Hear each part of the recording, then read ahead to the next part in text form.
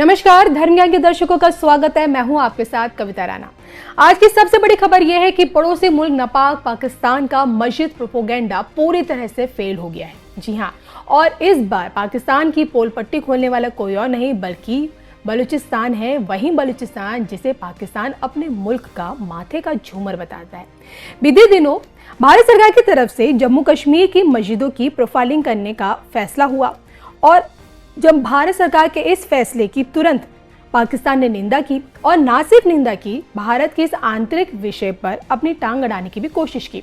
अब जैसे ही भारत सरकार के खिलाफ पाकिस्तान का ये रुख देखने को मिला, तुरंत एक्शन में आए बलूचिस्तान के जो एक्टिविस्ट है मीर बलूच ने पाकिस्तान को खुद के गिरेबान में झांकने की नसीहत भी दी और साथ ही साथ बकायदा ट्वीट कर पाकिस्तान की असलियत पूरी दुनिया को दिखा दी।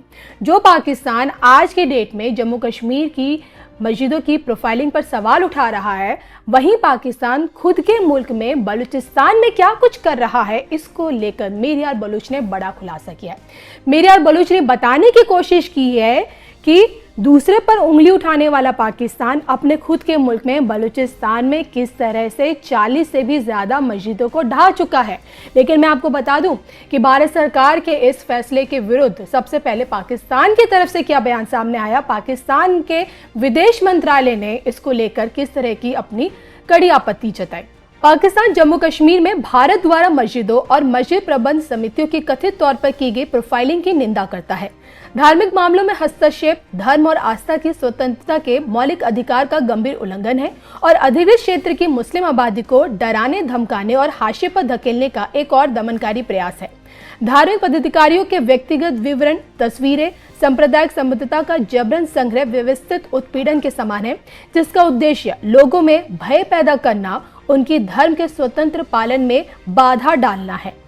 तो ये वो पाकिस्तान है जिसे ये लगता है कि जम्मू कश्मीर की प्रोफाइलिंग के चलते भारत सरकार जम्मू कश्मीर के जो लोग हैं, जो मूल निवासी हैं, उनको डराने, धमकाने, उनके धर्म पालन करने में रुकावटें पैदा कर रहा है।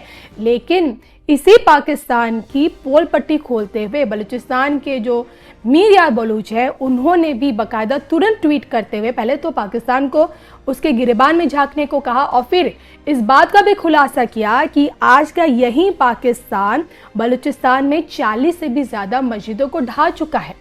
मस्जिदें तोड़ी जा चुकी हैं, मस्जिदों के जो प्रमुख है उनका अपहरण होता है और कहीं ना कहीं मस्जिदों पर बमबारी भी की जाती है। बाकायदा उन्होंने ट्वीट करते हुए पाकिस्तान की असलियत दिखाई और अपने ट्वीट में मीर बलूच ने किस तरह से बलूचिस्तान में बलूच लोगों पर पाकिस्तानी हुकूमत और पाकिस्तानी आर्मी दोनों अत्याचार कर रही है, ये सब उन्होंने बताया। बलूचिस्तान गणराज्य पाकिस्तान अधिकृत कश्मीर के मुद्दे पर भारत के सैद्धांतिक रुख के साथ पूरी तरह खड़ा है। पाकिस्तान की बाहरी ताकतों ने बलूचिस्तान गणराज्य में करीब 40 मस्जिदों को नष्ट कर दिया है। इसमें मस्जिदों पर सीधे बमबारी करना, कुरान को जला देना, मस्जिदों के प्रमुखों का अपहरण शामिल है। पाक सेना ने अपने टैंकों को मस्जिदों की ओर बढ़ाया, आम लोगों पर तोपों से गोले दागे और मस्जिदों को तोड़ा गया। हालांकि देखिए, मीर बलूच यही नहीं रुके। उन्होंने ना सिर्फ ये बताने की कोशिश की कि बलूचिस्तान में किस तरह से मस्जिदें ढाई जा रही है और वो भी पाकिस्तानी हुकूमत और आर्मी के इशारे पर, इसके साथ ही साथ किस तरह का जुल्म बलूच लोगों पे, जो बलूचिस्तान के जो मूल निवासी हैं, उन पर भी हो रहा है। जुल्म को लेकर मीर बलूच का बाकायदा ये कहना है, पाकिस्तान अपने नागरिकों और अल्पसंख्यकों को परेशान करने वाला देश है। पाकिस्तान एक आतंकवादी देश है जहां हिंदुओं, सिखों और ईसाइयों और अन्य अल्पसंख्यकों पर कितना जुल्म किया जाता है, ये दुनिया से छिपा नहीं है। पाकिस्तानी सरकार भारत, बलूचिस्तान, अफगानिस्तान और दूसरों को अल्पसंख्यक अधिकारों पर लेक्चर नहीं दे सकती। पाकिस्तान की सेना खुद जिहादी चरमपंथियों का इस्तेमाल हिंदू और अल्पसंख्यकों को डराने के लिए हाशिए के तौर पर करती है।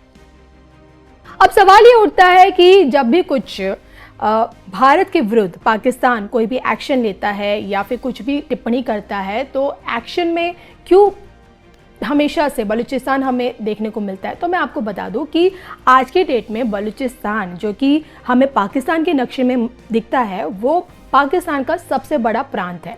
बलूचिस्तान के जो मूल निवासी हैं, आज की डेट से नहीं बल्कि एक लंबे समय से खुद की आज़ादी की मांग कर रहे हैं और खुद को वो स्वतंत्र गणराज्य मानते हैं, बस उसकी आधिकारिक घोषणा भी चाहते हैं।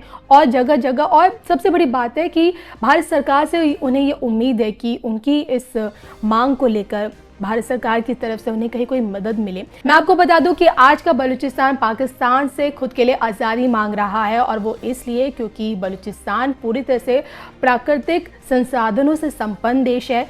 16,000 से भी ज़्यादा यहाँ पे खदानें हैं। ये खदानें एक तरह से खजाना है जिस पर पाकिस्तानी हुकूमत और पाकिस्तानी आर्मी दोनों ने कंट्रोल किया हुआ है। और इन्हीं 16,000 खदानों को या फिर यूँ कहें कि खजाने को पाकिस्तानी हुकूमत चीन को ऑलरेडी बेच चुकी है, चीन को गिरवी रख चुकी है। और यही कारण है कि इतना प्राकृतिक संसाधन होने के बावजूद भी बलूचिस्तान के जो मूल निवासी हैं, ना ही उनकी कहीं कोई तरक्की हो रही है, बेरोजगारी दर वहाँ पे बढ़ता जा रहा है। इसके साथ ही साथ उन्हें किसी भी तरह की मूलभूत सुविधाएं नहीं दी जाती हैं। और शायद यही कारण है कि अब बलूचिस्तान खुद के लिए आज़ादी की मांग कर रहा है, और इस मांग में वो उम्मीद भरी नज़रों से सिर्फ और सिर्फ भारत को देखता है। और अब बात आती है कि आखिरकार भारत की तरफ, माफ़ कीजिए, बलूचिस्तान की तरफ भारत का सॉफ्ट रुख क्यों है? इसके पीछे का कारण है हिंगला शक्तिपीठ। जी हाँ, मैं उसी हिंगला शक्तिपीठ की बात कर रही हूँ जो कि 51 शक्तिपीठों में से एक आता है, जो कि बलूचिस्तान की दुर्गम पहाड़ियों में मौजूद है। ये वही हिंगला शक्तिपीठ है जिसे माँ भवानी का रूप माना जाता है। और माँ हिंगलाज के दर्शनों की जो यहाँ पे जो परंपरा है वो अनादिकाल से चली आ रही है। इस पीठ को लेकर देखकर कहा यही जाता है कि यहीं पर पुरुषोत्तम प्रभु श्री राम ने यहाँ दर्शन दिए थे, यहाँ वो पहुँचे। फिर प्रभु परशुराम के पिता ने भी यहीं पे घोर तप किया। गुरु गोरखनाथ की भी यही तपोस्थली मानी गई है। दादा मखान गुरु नानक की भी ये साधना स्थली मानी गई है। और यहीं पे आज शक्ति अपने जागृत रूप में स्थापित है, और अनादिकाल से यहाँ पे शक्तिपीठ के रूप में माँ हिंगलाज को पूजा जा रहा है। और कई दफ़ा इस शक्तिपीठ को ध्वस्त करने की भी कोशिश की गई है। और हालांकि देखें, नापाक ताकतें हमेशा अपनी इन नापाक कोशिशों में नाकाम रही है। और बलूचिस्तान में मौजूद यही हिंगला शक्तिपीठ वहाँ का सबसे बड़ा तीर्थ स्थल है, और इसी के चलते भारत का भी बलूचिस्तान से एक कनेक्शन है। और यही माना जा रहा है कि जिस तरह से दिन पर दिन बलूचिस्तान में जिस तरह से हालात बिगड़ते जा रहे हैं, और बलूचिस्तान की जो बलूच लिबरेशन आर्मी है उसने जिस तरह से पाकिस्तानी हुकूमत और आर्मी के खिलाफ एक जंग छेड़ी हुई है, उसको देखते हुए अगर आज का बलूचिस्तान फाइनली अगर पाकिस्तान से अलग हो जाता है, तो भारत को हिंगला शक्तिपीठ के दर्शन करने के लिए फिर पाकिस्तान का रुख ना करना पड़ेगा, सीधा बलूचिस्तान जाना होगा। तो बहरहाल सबसे बड़ी खबर तो यही है कि जो पाकिस्तान आज जम्मू कश्मीर की मस्जिदों की हो रही प्रोफाइलिंग पर सवाल उठा रहा था, उसी की पोल पट्टी खोल रहे बलूचिस्तान ने उसे सबसे बड़ी आईना दिखाने की कोशिश की है कि ये वही पाकिस्तान है जो बलूचिस्तान में 40 से भी ज़्यादा मस्जिदों को ढहा चुका है। तो पूरी तरह से साल की शुरुआत में ही पाकिस्तान का मस्जिद प्रोपोगेंडा फेल होता हुआ नज़र आया है। आपको क्या लगता है, क्या फाइनली जिस तरह से बलूचिस्तान अपने नागरिकों के लिए, अपने देश के लिए, वहाँ के लोग जो खुद के लिए आज़ादी की मांग करे, जो कोशिश करे, जो उन्होंने सरकार और आर्मी दोनों के खिलाफ जो युद्ध छेड़ा हुआ, उसमें वो कामयाब हो पाएंगे? और इसमें भारत सरकार की तरफ से क्या उन्हें कहीं कोई मदद मिल पाएगी? इसको लेकर कमेंट करके बताइएगा ज़रूर।